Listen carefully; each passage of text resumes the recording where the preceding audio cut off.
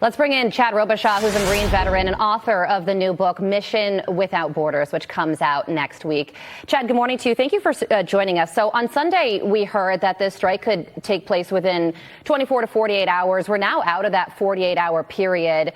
Maybe part of Iran's plan is this waiting game, but what do you think happens next?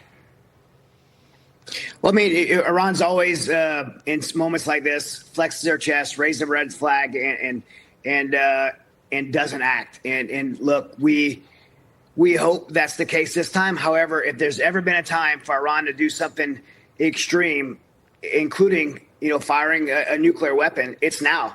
And I say that, and it scares me to even hear that coming out of my mouth. But the truth is, we have a weak White House. Israel doesn't have a true ally who's encouraging them to defend themselves, and Iran is emboldened. All of our enemies are emboldened. So this is the window. This is the time where something very serious could cook off and happen, and everyone should be concerned. There needs to be a strong position and statement by our White House to make Iran back down, including sanctions. We're giving them billions of dollars still. We're still waiting for that strong statement. Yeah, we're waiting for both that strong statement and those sanctions as well. So there are serious concerns that Iran, by its proxies, Hezbollah and Lebanon, could overwhelm Israel's air defense systems. A rocket coming from Lebanon could do much more damage than it coming from Iran, right? Because there would be less time for Israel to react. Yes, absolutely. I mean, when you have that kind of synergy between those countries and Israel sitting, vulnerable right in the middle of them, and they're standing pretty much alone right now, that's a lot for Israel to be concerned about. But it's also, Americans sitting back and thinking this is just a sad thing for Israel needs to realize there's very long-term repercussions to national security, and to every American. So this is this could cook off to something a lot bigger than just Israel, facing these threats. This is something on a global scale that every American is concerned about. Yeah, and all of this unrest started with the withdrawal from Afghanistan. And if you thought that was bad, this adds insult to injury. A government watchdog group found that UN and other organizations have helped funnel $3.8 billion to the country, millions of that winding up in the hands of the Taliban. So that money propping up a regime that American soldiers fought for decades. What do you think about that?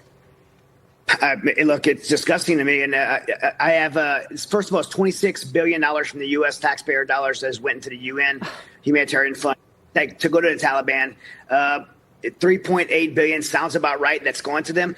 I've confirmed personally from a CIA targeter who's did 20 years at the CIA, currently a DoD R&D national security analyst, that 43 to 87 million dollars a week is going to the Taliban. About half of that is cash. So about half of that's going to humanitarian aid. The other half is going in cash for counterterrorism, as ironic as that may sound.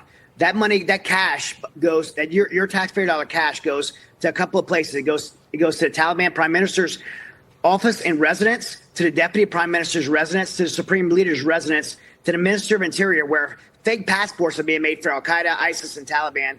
It goes to the Taliban's GDI, which is holding 3 American prisoners, by the way. It goes to the residence of Haqqani, to the military commissioner, to the safe house with a bin Laden's are plotting an attack for the United States. All these individuals, by the way, who are given cash by our White House, millions of dollars every week, all of them are sanctioned by the United States government. All of them are listed as designated terrorists, and several of them are on the FBI's top 10 most wanted list. So that's not only insane, but it's actually illegal. And the White House does not have an exemption to give cash to terrorists who are sanctioned by the United States government. It's completely illegal. Even more disturbing to me and to every American, some of this money is being used for what's called a martyrs fund.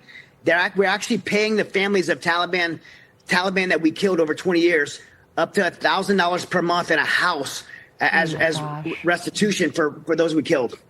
And if you care anything, it's outrageous, it's infuriating. If you care anything about women's rights as well, you should be outraged by this also. Chad, Absolutely. Thank you so much for shining a light on this. It is very important for everybody to understand this. Congressman Tim Burchett introduced legislation in June that's intended to prevent the Taliban from benefiting from U.S. cash. So that's something that we should all be following as well. Chad, thank you so much. All right, now to this, a Pakistani man with